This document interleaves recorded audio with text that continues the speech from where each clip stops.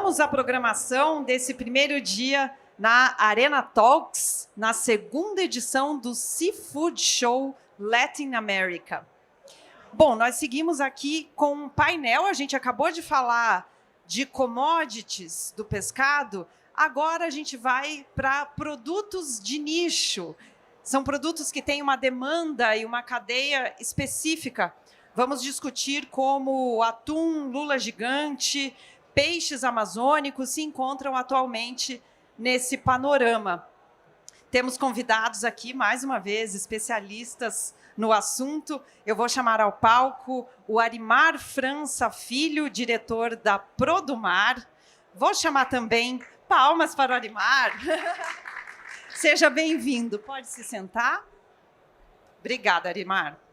Vou convidar também ao palco Francisco Hidalgo Farina, presidente da Comissão Nacional de Aquicultura da Confederação da Agricultura e Pecuária do Brasil. Seja bem-vindo, Francisco.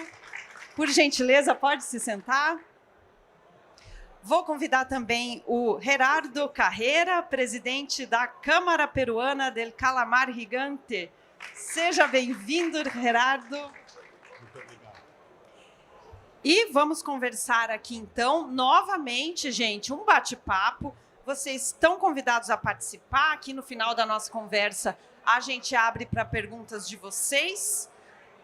Agora, esperamos que a gente tenha um tempinho a mais no final. Então, podem ir anotando aí as dúvidas de vocês para conversar com os nossos convidados no final aqui dessa nossa conversa.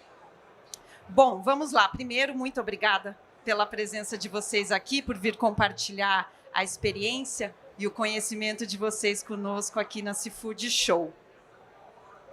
Eu quero começar com uma pergunta para vocês todos responderem, uma pergunta mais geral.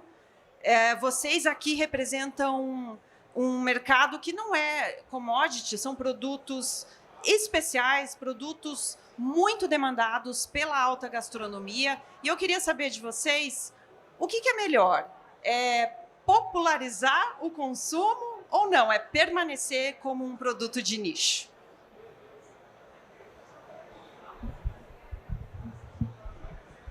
Boa tarde a todos. Ao meu ver, eu acho que tudo é equilíbrio. A gente tem como popularizar, a gente tem tentado popularizar nosso produto, mas mantendo um valor agregado justo, pelo custo de produção, pela qualidade que ele representa e pelo mercado que ele atende. Então, a gente acha que é um equilíbrio. Dá para popularizar, mantendo um valor que precifique o investimento nesse tipo de esforço de pesca. Francisco, e para você? Bem, boa tarde a todas. Obrigado pela oportunidade de estarmos aqui nesse momento e ter a oportunidade de falarmos sobre esse tema. Obviamente, o colega já se antecipou e é óbvio que essa é a melhor condição, é o mundo ideal para todos nós. Muito embora, talvez a gente tenha sempre o objetivo, um propósito de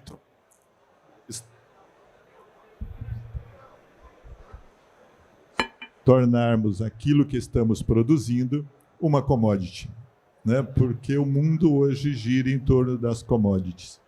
Então, talvez o objetivo de todo produto que esteja especificamente em um nicho tenha como propósito futuro alcançar esta que é a busca de todos os segmentos produtivos ou de todos os produtos produzidos em todos os países, e no Brasil não é diferente. Porque quem move o mundo é a economia, e aí são os commodities que falam mais altos. Gerardo, e para você? Buenas tardes con todos. Y muchísimas gracias por la invitación para hablar sobre un producto que es importante para el Perú. No es la lula gigante o el calamar gigante. Brasil es un mercado inmenso. Es el principal mercado en la región. Y es importante para cualquier producto de cualquier otro país ingresar al mercado brasilero. Y por supuesto, la aspiración de cualquier producto es llegar a masificarse en un mercado tan grande. Pero hay que comenzar por algo. Hay que introducir el producto al mercado. El inicio siempre va a ser como nicho y luego va a ir desarrollándose y en el camino va a encontrar su posición. Originalmente puede ser como sustituto de algunos productos que son más apreciados y contra los cuales va a tener que entrar a competir. Va a tener que luchar contra los hábitos de consumo también. Así que es un camino que hay que iniciar. El calamar gigante de Perú ya lo inició. Inició por cadenas de restaurantes. Hoy encontramos lula gigante o calamar, anís de calamar. Las encontramos ya en el supermercado, en Pau de Azúcar. Pero todavía es un mercado por desarrollar.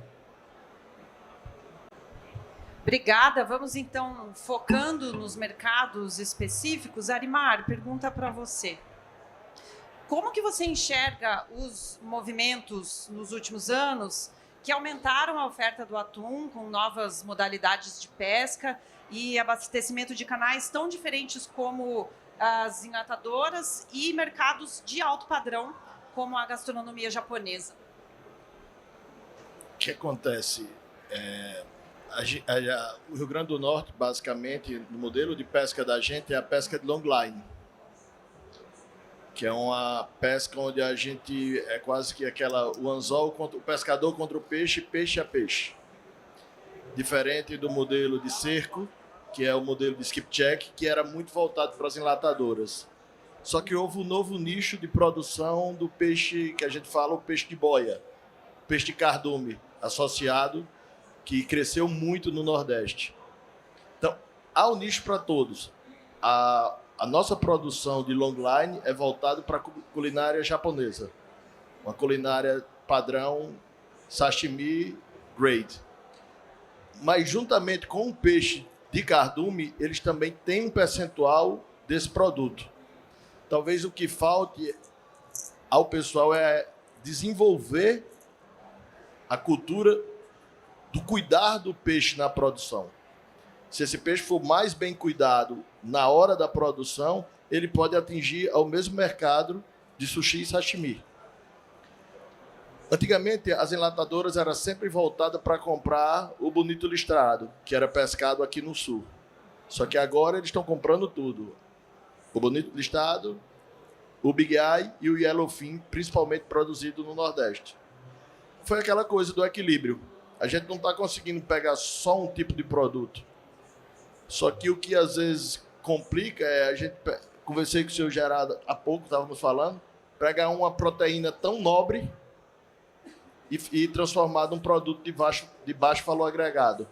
Se pode transformar a enlatadora com skipjack, que é um peixe bem mais barato, a gente pegar atuns nobres, Yellowfin e Big Eye, que podia ser transformado, em vez de vender por quilo, vender por fatia, e não está sabendo tratar esse peixe no barco. Então, isso... E agora, aconteceu muito nos últimos 3 meses, quem é do mercado da pesca conhece, o problema da questão de cotas. O Brasil, por 2 anos consecutivos, excedeu a cota de produção de Big Eye. Com isso, hoje a gente está limitado. Quase que a pesca de atum no Brasil foi paralisada. Mas ela complicou muito. Não chegou a ser paralisado, mas hoje a gente está com muitos limitantes que está complicando essa produção. Tanto na cadeia de produção de cardume associado, quanto de long line. Gerardo, você agora. A lula gigante ainda é um produto com baixo volume exportado ao Brasil. Como melhorar esse desempenho? Eu traje uma apresentação. O pessoal da produção vai colocar assim para você. A gente tem os slides do Gerardo.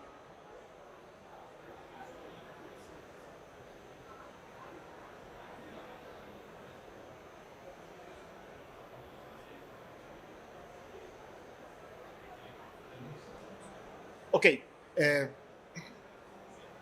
La Cámara Peruana del Calamar Gigante que represento está conformada por 17 empresas procesadoras y exportadoras de calamar gigante que nos hemos reunido, unido, para promover el aprovechamiento sostenible de esta pesquería. El Perú hasta hace 2 años, era el principal procesador de calamar gigante del Pacífico. Hoy en día, lamentablemente, es el segundo, después de China. La flota china que pesca fuera de las 200 millas en el Pacífico Central, en la OROP del Pacífico Sur, captura ya más calamar gigante que Perú. Entonces, las empresas que hemos conformado Capecal nos preocupamos por la sostenibilidad del recurso. Los propósitos que nos unen son promover la formalización de la flota artesanal, les voy a comentar un poquitinho sobre eso, participar en el fortalecimiento de las investigaciones pesqueras. Hay que determinar si es un solo stock, un gran stock, una masa grande regional, o si se trata de 2 stocks, el de Perú, un stock independiente, y el stock regional separado. Combatir la pesca ilegal, eso es una labor que nos compromete a todos, y fortalecer las relaciones entre todos los actores de la pesquería, convirtiendo a Capecal en el líder en este momento del FIP del calamar, o el Programa de Mejoramiento de la Pesquería del Calamar Gigante. ¿Qué representa el calamar gigante para el Perú? El Perú es conocido como país pesquero por los 5 millones de toneladas que se capturan de un solo recurso, que es la anchoveta, al año. Nosotros creemos que deberíamos ser conocidos por el calamar gigante, que es el primer recurso de pesca artesanal a nivel nacional. La primera pesquería artesanal del Perú. Y es el principal recurso de consumo humano directo también del Perú. Es decir, la anchoveta va dirigida al consumo humano indirecto para la fabricación de harina de pescado. El calamar gigante es para consumo humano directo. Bien, en números, ¿qué representamos? El calamar gigante, 450.000 toneladas de promedio al año de desembarque. Este año estamos sobre las 580.000 toneladas. 653 millones de dólares de promedio de valor de exportación de calamar gigante. Veremos cuánto participa actualmente el mercado brasilero. Es el 50% de las capturas mundiales. Hoy, lamentablemente, somos la segunda pesquería de calamar gigante, detrás de China. 4.500 embarcaciones artesanales formalizadas. Esto es un número bien importante. Representa 25.000 pescadores artesanales y 115 fábricas, plantas que procesan calamar gigante. ¿No quiere pasar? Sí. Esta es una embarcación típica actualmente. Son embarcaciones que hoy en día, hace 10 o 15 años, el calamar gigante eran faenas de 4, 5, 6 horas. Hoy en día son faenas de una semana o 10 días. Y salen estas embarcaciones a pescar incluso hasta las 180 millas. En números, la exportación de productos pesqueros de consumo humano directo total del Perú es 1.484 millones de dólares en el 2022, y a Brasil fueron 13.8 millones, menos del 1%. El total de consumo humano. Este año el Perú ya lleva exportados 1.336 millones y menos del 1% a Brasil. En calamar gigante las cifras son bastante parecidas. El 2022 el Perú exportó 426 millones de calamar gigante y a Brasil 6,75 millones de dólares, el 1,58%. Este año estamos por debajo del 1% en calamar gigante. Estos son los principales mercados, si me excedo en tiempo, perdón, son los principales mercados del calamar gigante en el 2022, Corea, España, China, Tailandia. Esto es muy variable. Depende, estamos en una actividad muy dinámica, cambian con mucha frecuencia y, por ejemplo, España fue el principal mercado destino en el año 2021. En el 20 fue China, fue desplazándose. El año 2022 y este año se ha producido una severa contracción de los mercados pesqueros, tanto en Europa como China también, en Asia también, ¿no? Pero vemos que Brasil está en el puesto 10 el año 2022 con el 1,58% de importaciones de calamar gigante del Perú. Estos son los principales productos. Sobre el lado izquierdo de la pantalla, anillas, pueden ser botones, los tentáculos son los principales productos y después tenemos filetes y aletas. Los productos de valor agregado que suelen llegar al mercado brasilero, ya en estas presentaciones, ya se están vendiendo en estas presentaciones. Y bueno, si quieren alguna referencia del calamar gigante y de Capecal, de la Cámara Peruana del Calamar, pues la tienen aí. Muchas gracias. Obrigada. Bom, vamos agora para o Tambaqui, peixes amazônicos. O Francisco trouxe um vídeo para a gente. Vou pedir para o pessoal da produção soltar esse vídeo.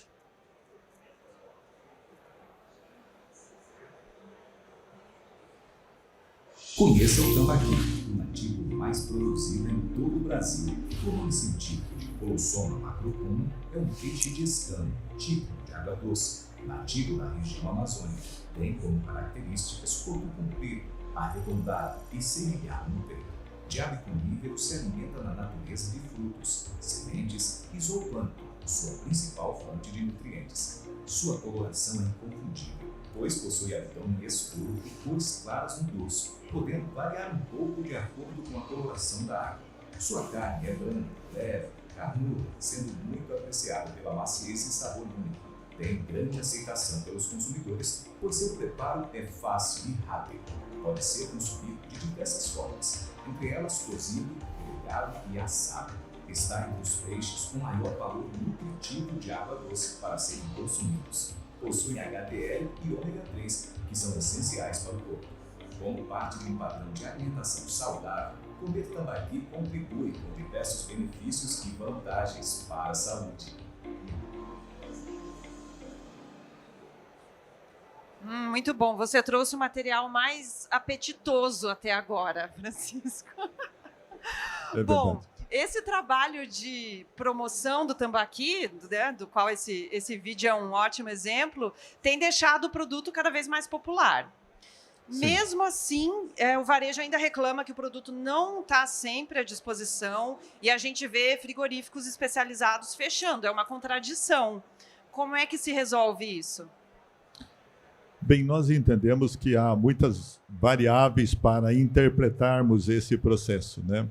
E talvez um deles seja a recente mudança no comportamento do mercado de todas as formas, por conta da pandemia, por conta de tantas coisas que têm acontecido recentemente no mercado nacional e internacional. O tambaqui é, sim, uma espécie ainda muito jovem, né, que se apresenta no mercado nacional e internacional, em que pese ele é um produto amazônico e milenar, né? Foi muito consumido durante séculos na região amazônica, não só na Amazônia brasileira, mas na Amazônia como num todo. A partir de algumas décadas, se começou um trabalho muito forte no cultivo dele em cativeiro. Por consequência, a necessidade de torná-lo conhecido no mercado nacional e internacional. Entendemos que pode ser que o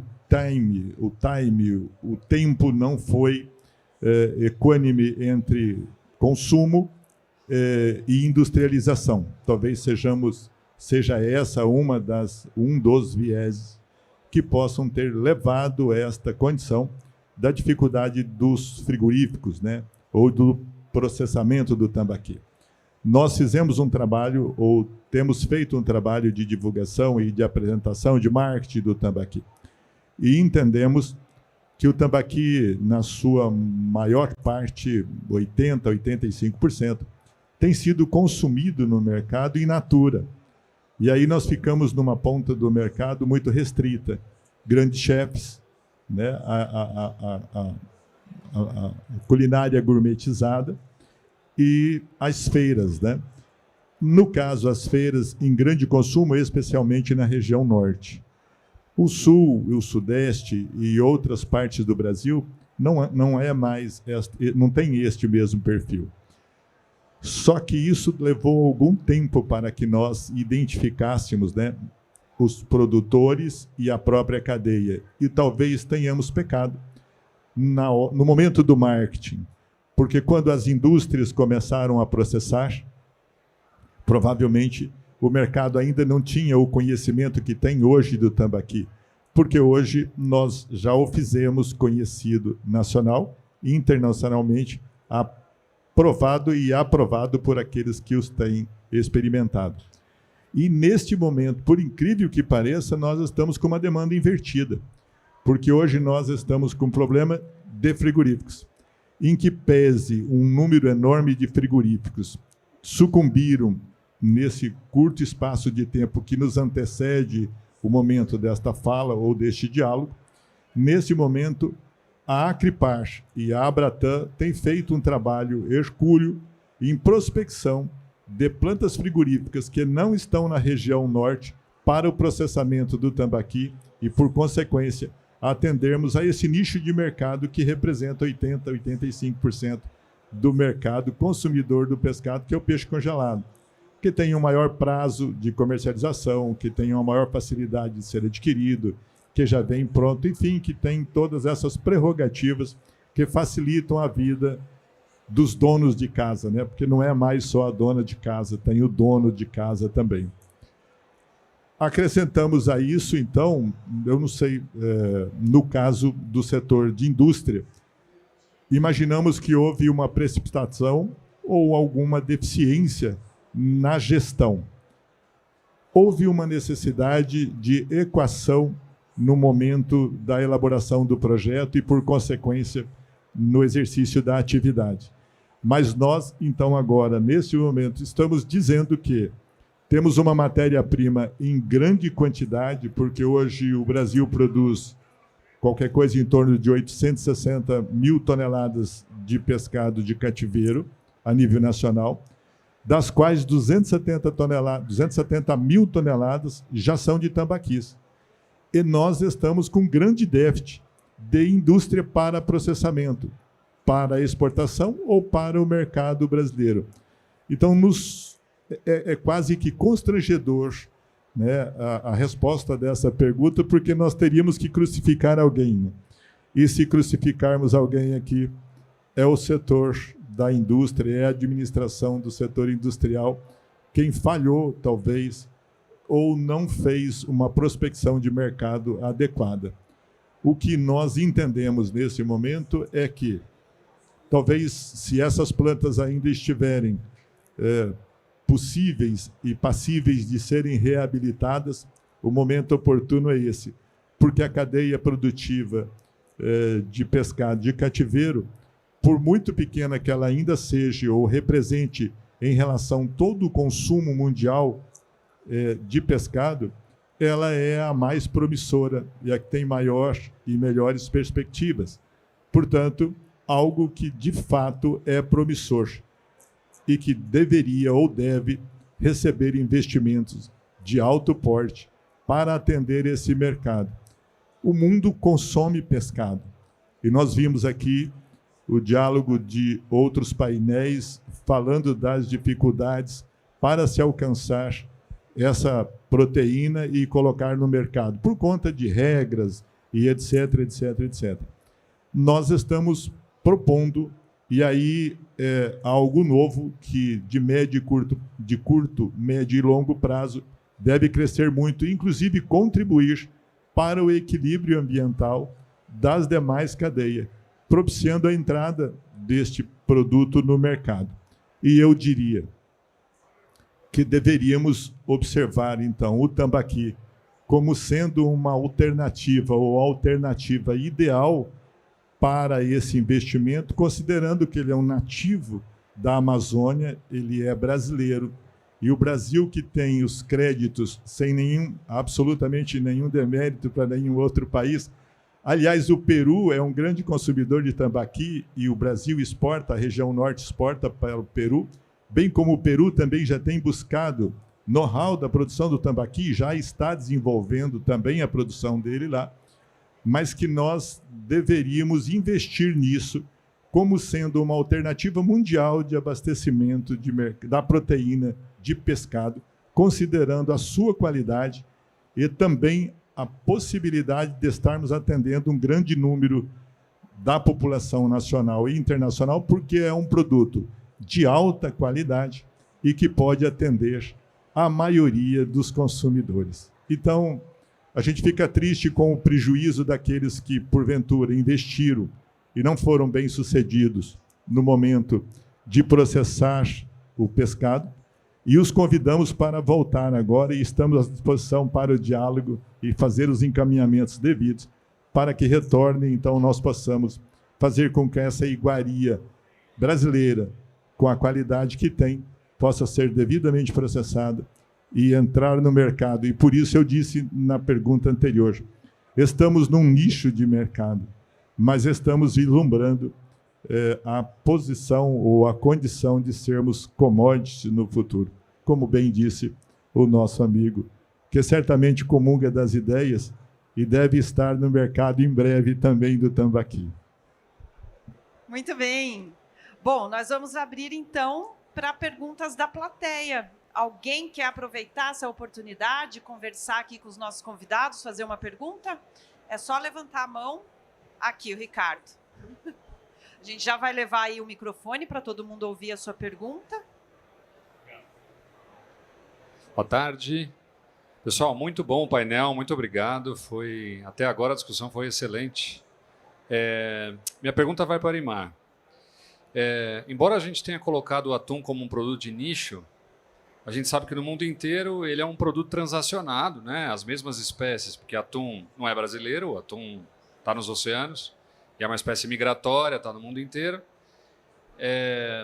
Mas a gente colocou porque realmente a forma de comercializar esse produto ela atinge determinados canais. Na tua fala você falou que está tentando mesmo popularizar, aumentar um pouco mais e massificar o consumo, como é o desejo de todos aqui com os seus produtos. Mas o que você tem feito na tua própria indústria? O que você tem visto os outros industriais, teus parceiros, teus concorrentes, aqui no Brasil fazerem com o atum para conseguir alcançar esse objetivo que você falou? Vamos dividir a parte do atum de sashimi e a parte do atum de lata ou de postas ou de steaks. Sashimi, o que a gente tem tentado, quando a gente fala em restaurante japonês, todo mundo só fala de salmão.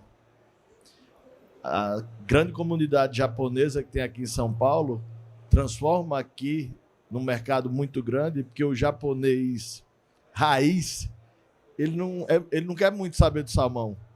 Ele quer um atum de qualidade, ele quer uma tilápia de qualidade, ele quer um robalo de qualidade, ele quer vários peixes, um polvo de qualidade.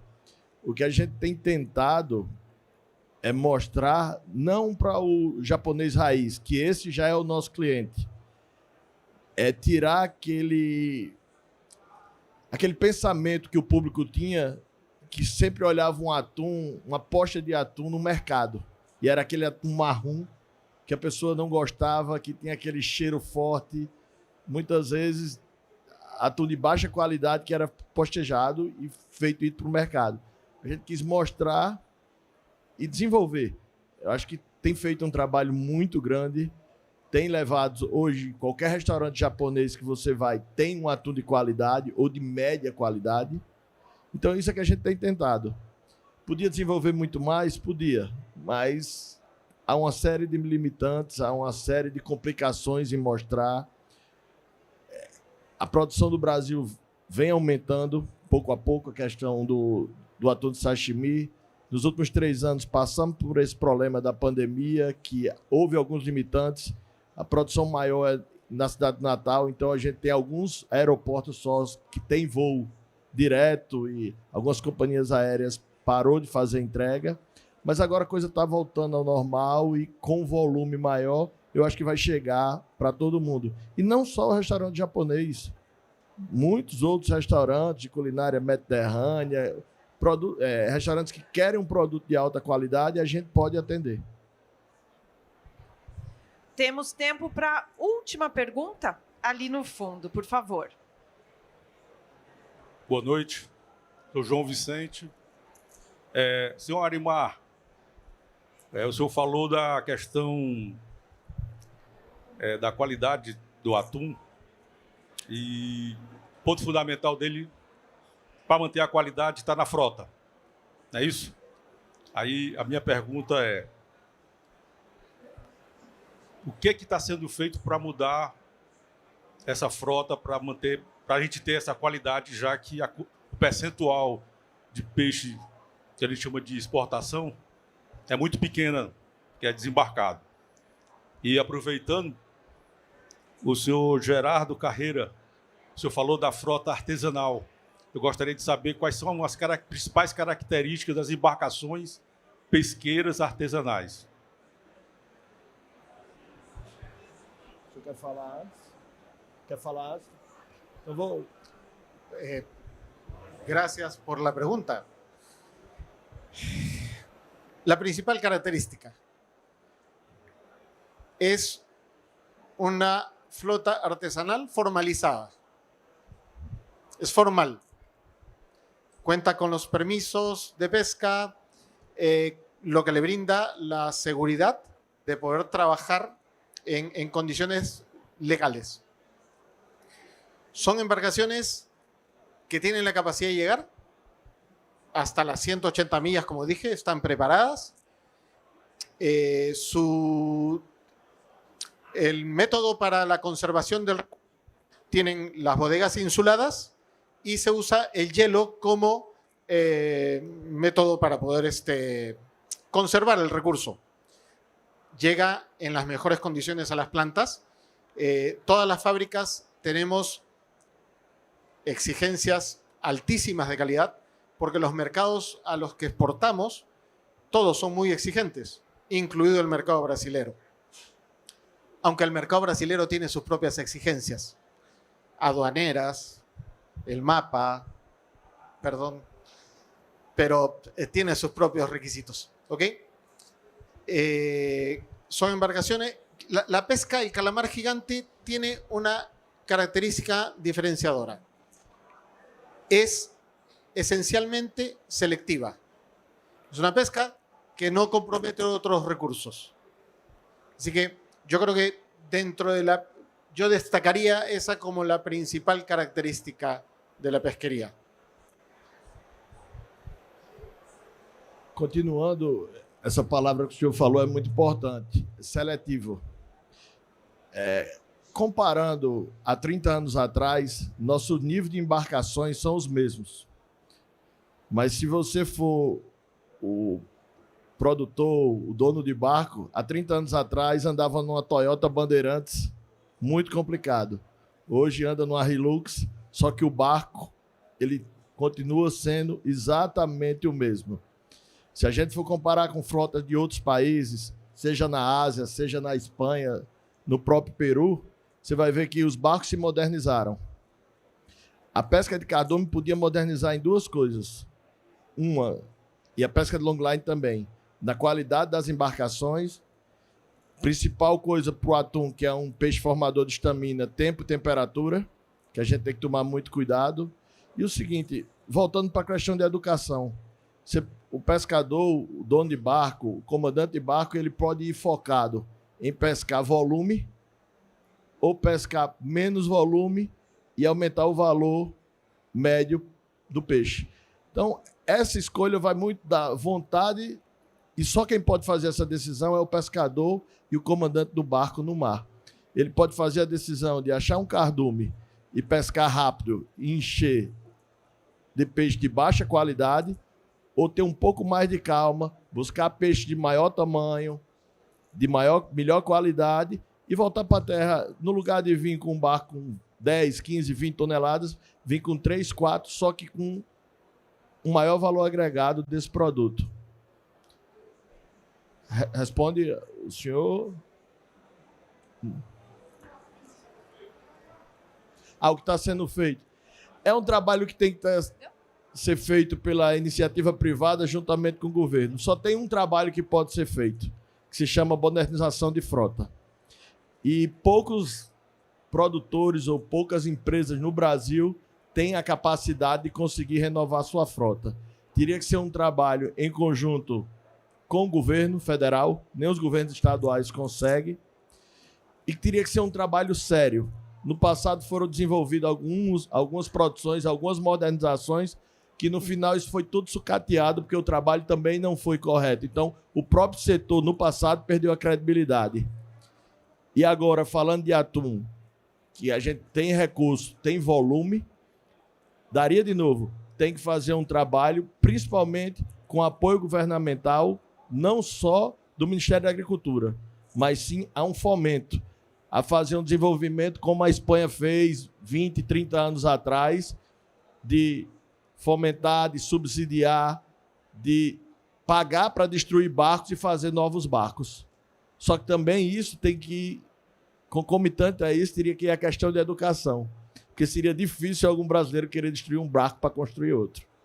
Tem que juntar a sede com a vontade de beber.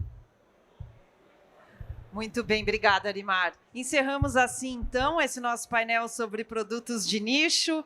Arimar, Francisco, Gerardo, muito obrigada pela participação de vocês. Eu peço aplausos aos nossos convidados.